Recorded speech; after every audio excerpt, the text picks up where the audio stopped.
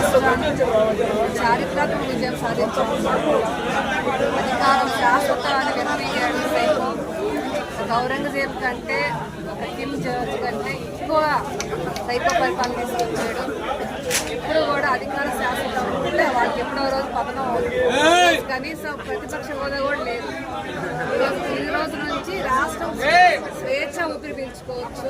కబంధ హస్తాల నుంచి విముక్తి పొందింది.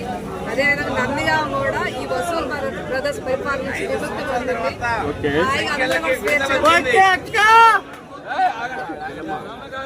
వాడిచ్చిన ప్రతి గిఫ్ట్ కి మనం రిటర్న్ గిఫ్ట్ ఇస్తాము తప్పకుండా. వార్నింగ్ ఇచ్చాము.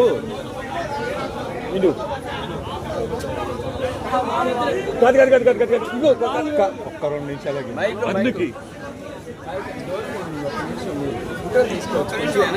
నందిగాం అభివృద్ధికి సహకరిస్తాము.